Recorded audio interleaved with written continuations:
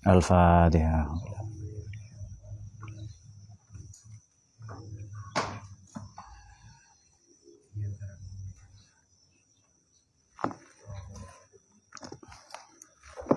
Al-Fatihah.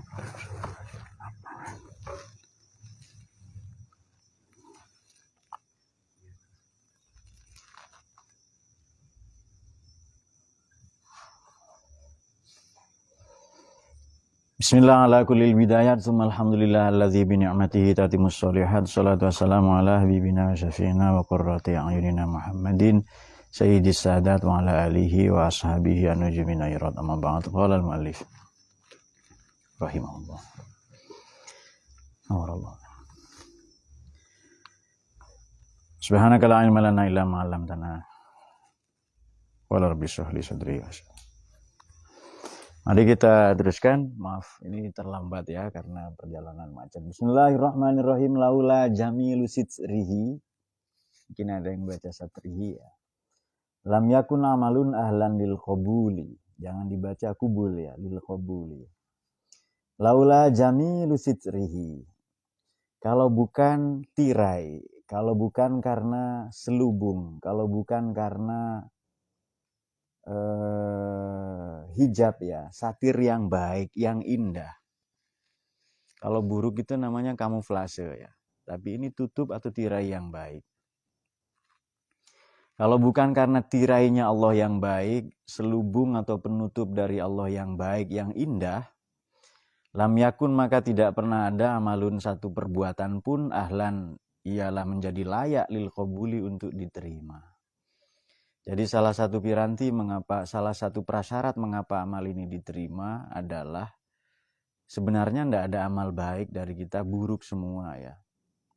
Tapi karena tirai yang Allah jadikan, pembungkus, kemasan dari Allah ya, amal kita biasa saja, tapi Allah maha mengemasnya untuk nampak indah, sehingga kita kerap mendaku itu amal kita.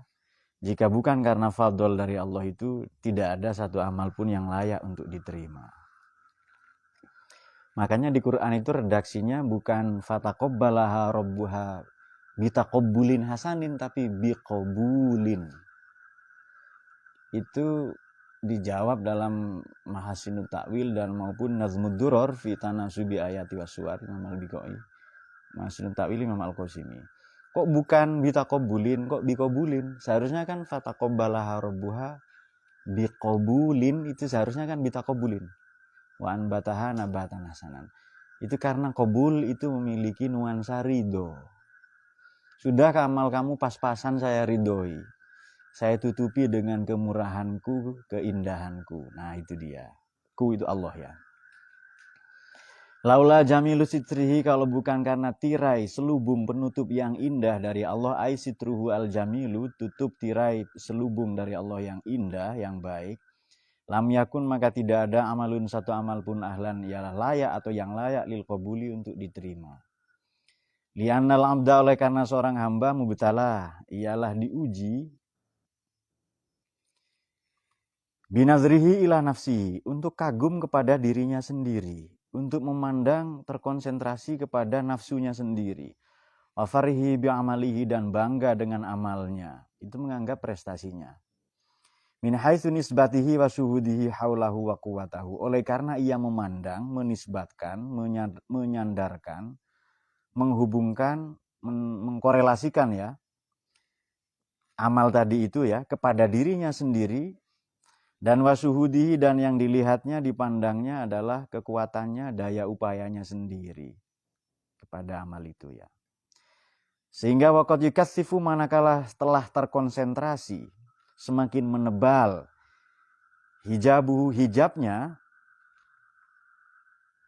mempertebal tadi hamba hijab apa kepada tirainya ya, tirainya apa penghalangnya tadi itu, maka fayuroi bihi, ia amal itu justru karena ingin dilihat, diapresiasi oleh orang, ingin riya semata-mata. Idza qamu ila sholati qamu kusala yuraunan nas ya. Wa yatlubu hamdal nasi, dan mencari, menuntut, menghendaki apresiasi pujian manusia lahu padanya, pada si abdun atau pada si murid tadi. Hadza kulluhu minasyirkil khafi. Adapun ini yang sudah dilakukan, mengagumi dirinya sendiri, bangga dengan amalnya, memandang dirinya sendiri atau riya tadi, adalah termasuk asyirkul khafi, minasyirkil khafi. Ini termasuk syirik dalam bentuk yang soft syirik, syirik yang lunak, syirik yang samar, yang tersembunyi. Al-qadihi, yang mencederai, fil ikhlasi, dalam keikhlasan atau terhadap keikhlasan.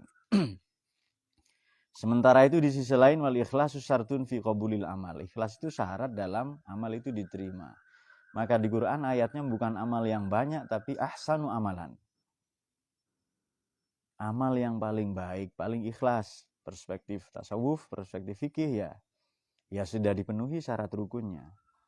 Kama marra, sebagaimana yang telah lalu, maknanya penjelasan-penjelasan yang sudah-sudah. Wahina idin, ketika itu fayakunu, ada ibnul murid,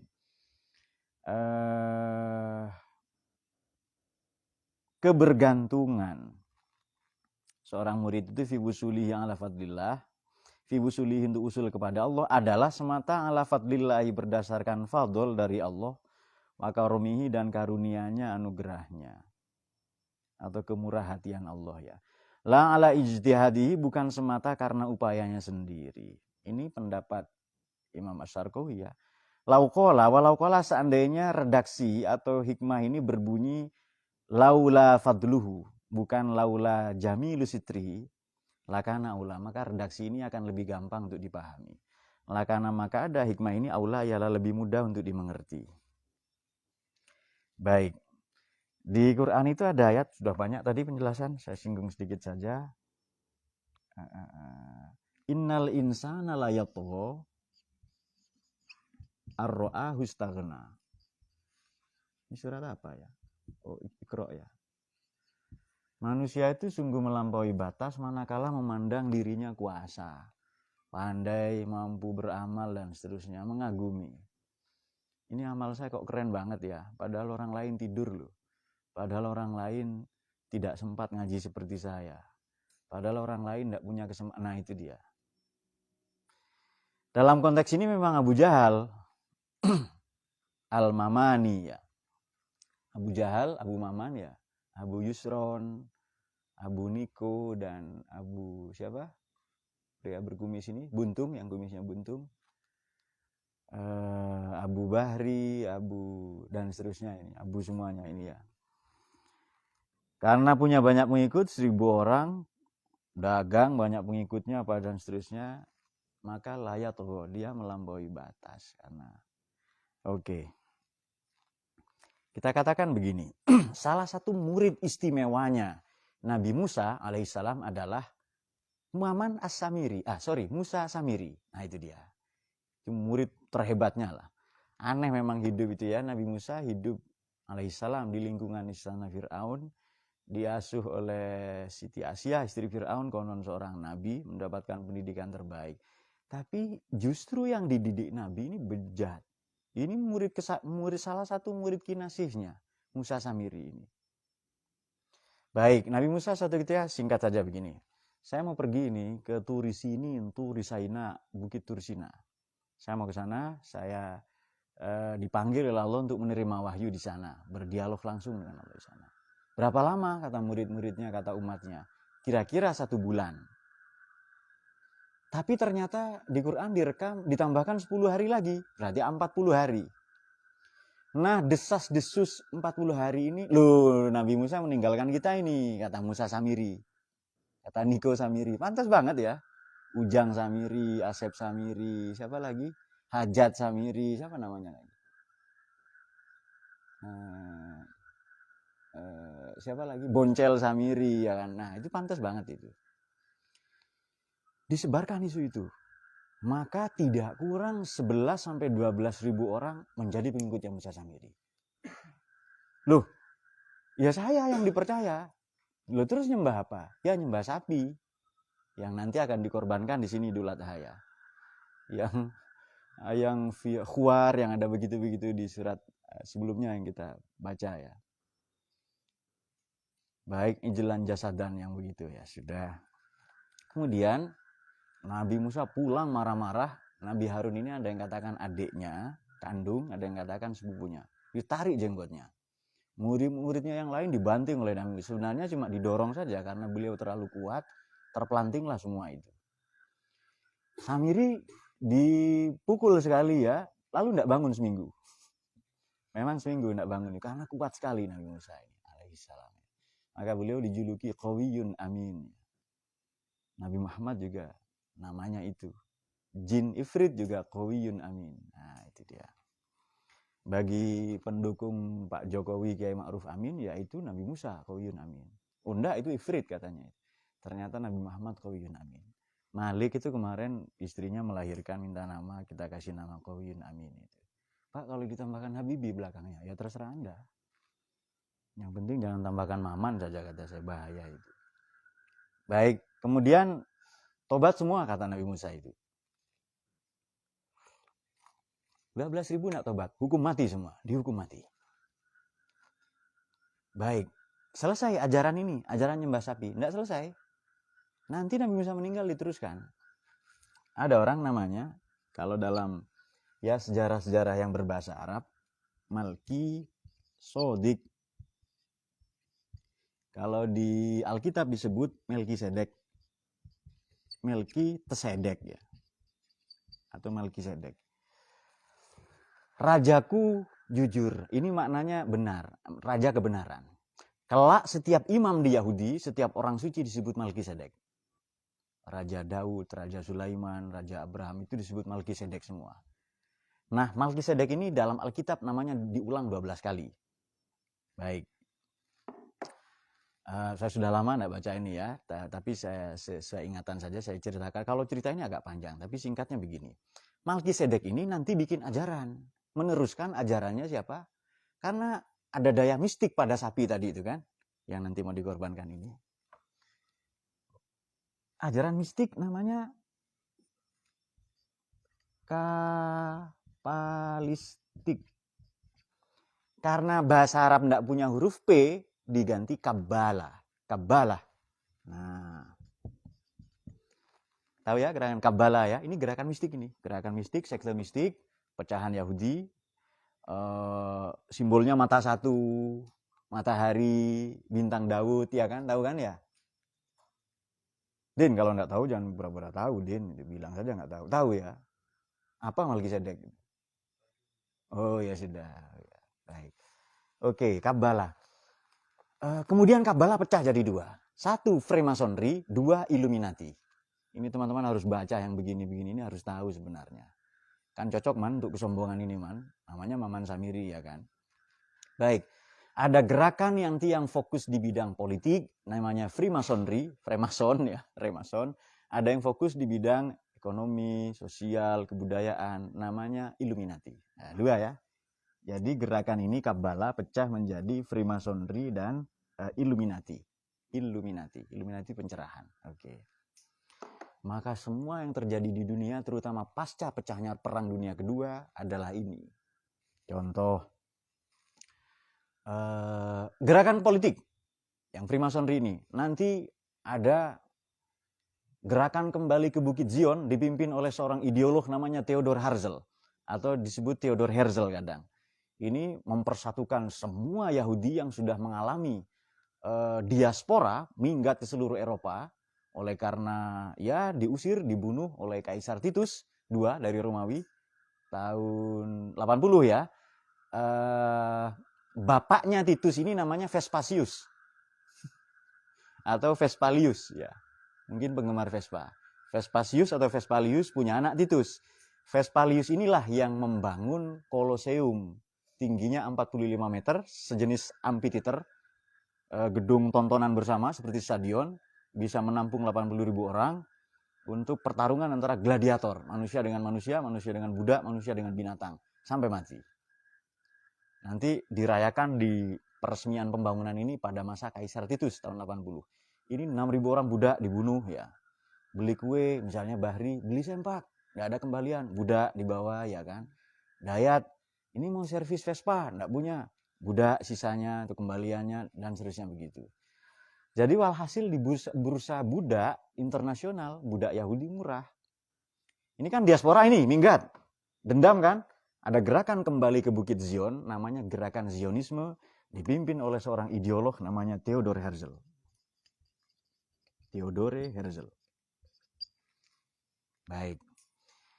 Nanti santri-santrinya ini bikin negara Israel. Ini negara Israel kan sebenarnya Inggris.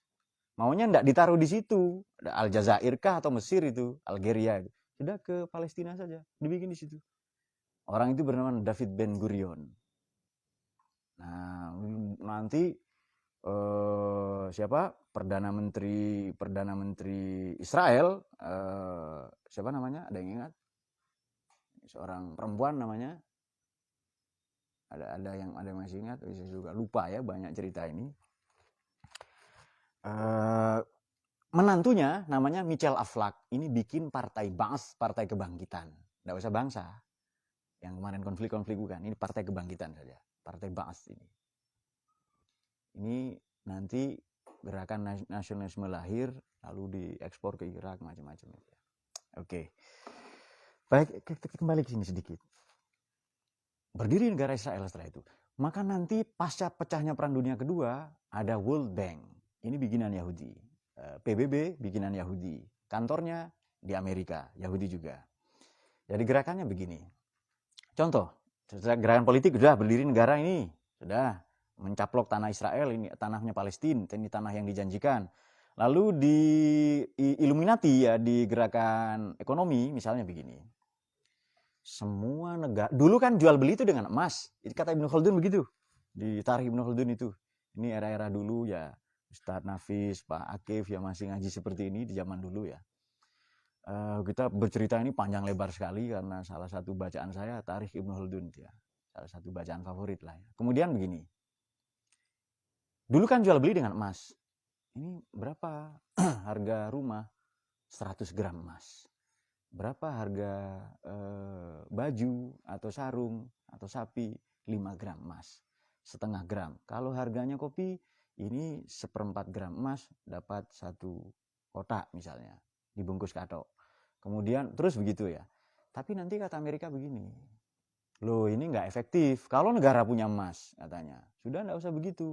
Ganti saja pakai kertas yang dari uang kartal ke uang giral. Diganti kertas. Tapi tetap ada simpanan di Bank Dunia. Makanya pasca Perang Dunia Kedua itu ada apa? World Bank, Bank Dunia. Negara-negara yang bangkrut kalah perang, ayo saya pinjami ini.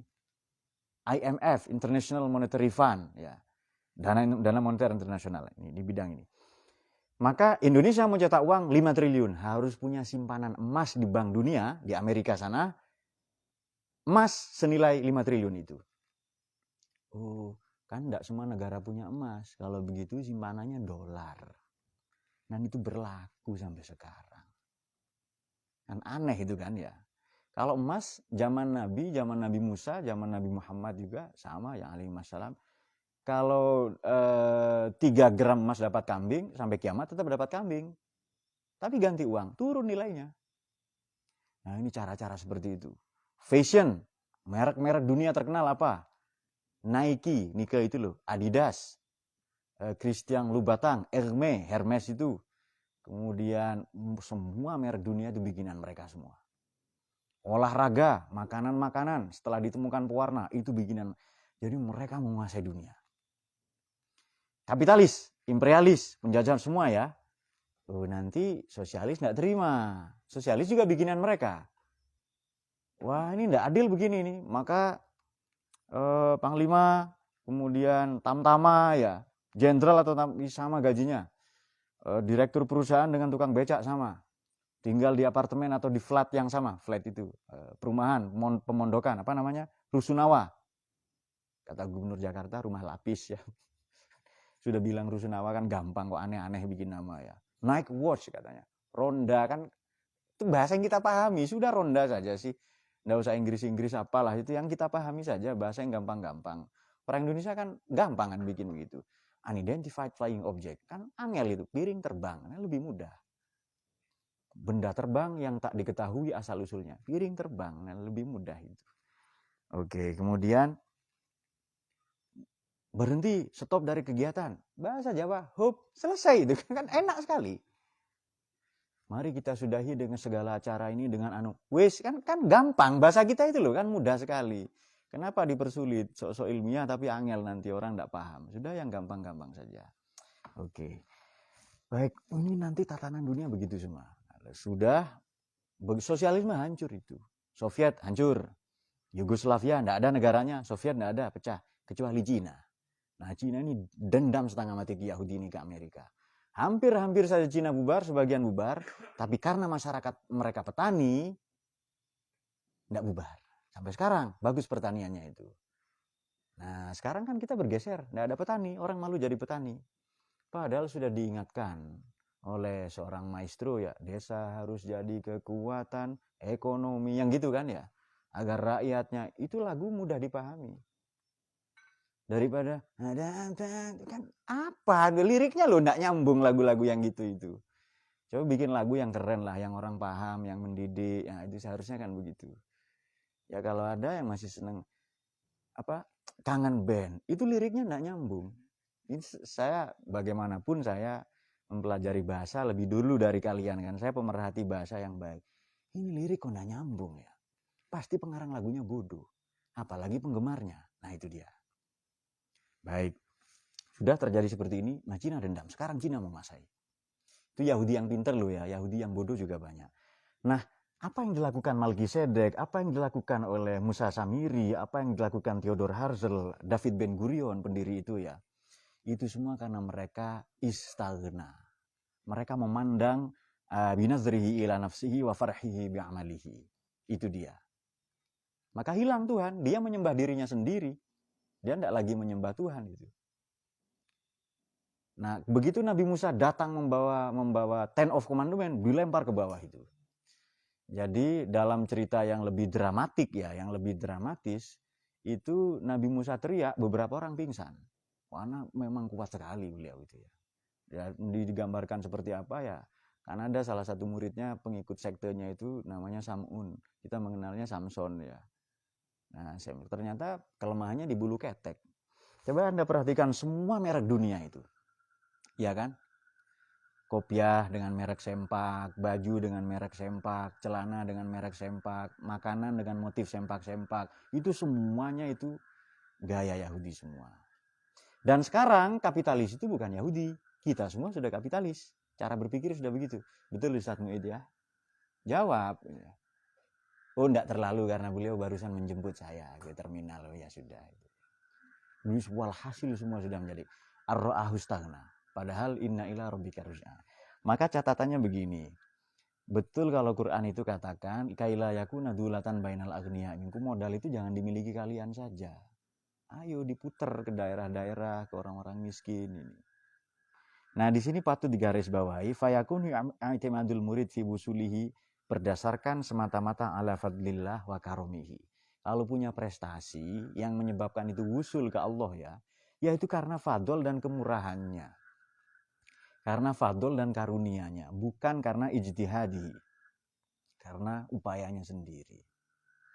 Lo memang sakti, siapa tadi Musa Samiri? Melkiades juga sakti itu. Tapi apa karena usahanya sendiri? Nah, sampai sekarang ada. Jadi pola pendidikan di sana juga sama. Dan sekarang dunia akan bergeser. Sudah Cina sentris, bukan Barat sentris ini. Dan kita harus menangkap perubahan-perubahan itu. Jadi dengan Cina menguasai dunia misalnya, ini kita sebagai santri bagaimana? Sebagai pembelajar Islam bagaimana? Ahlus Sunnah wal Jamaah menyikapi itu bagaimana? Jangan dikira Ahlus Sunnah wal Jamaah itu cuma berkutat di tauhid tok, ideologi, teologi bukan. Kita juga tawassut wal i'tidal di segala bidang, di ekonomi, di politik, di pendidikan, di semuanya. Nah itu loh, maksud saya begitu. Walhasil semua ilmu ini terhubung. Nah kalau santri tidak ada yang ini, hanya fikih tok, ya biarlah luhurian ini. Seharusnya ada yang amin ini ya. Maka di sini tidak terlalu fikih itu. Sudah pokoknya bisa sholat ya. Ding ya. Jangan garuk-garuk tok ding sama sholat. Sholat ekstrim tangan dua masuk ya. Di mazhab Syafi'i kan harus pelan-pelan sekali menggaruk ya. Pelan itu ya. Nah, nanti kita praktek sholat lagi yang baik bagaimana.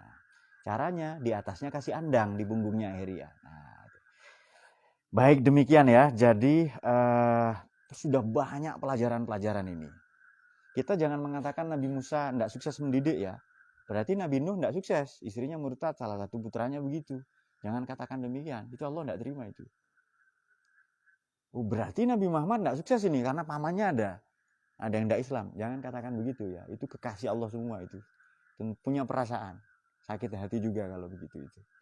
Kita menjaga perasaan beliau-beliau ini alaihi wassalam. Kok Nabi Lut istrinya begini, Pak?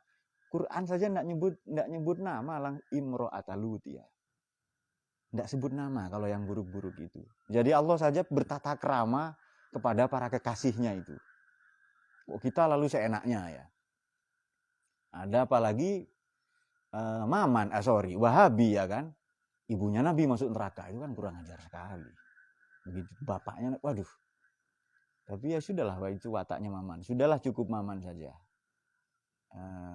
Wahabi saja yang begitu. Kita tidak, kita akhlak ya. Siapa tahu akhlak itu jalan kita wusul. Akhlak kepada para nabi itu loh. Kok Nabi Yusuf Pak mencintai ibu angkatnya sendiri? Siapa tahu gara-gara berbaik sangka aja kita wusul itu. Dan itu santri begitu, itu ahlus sunnah begitu itu.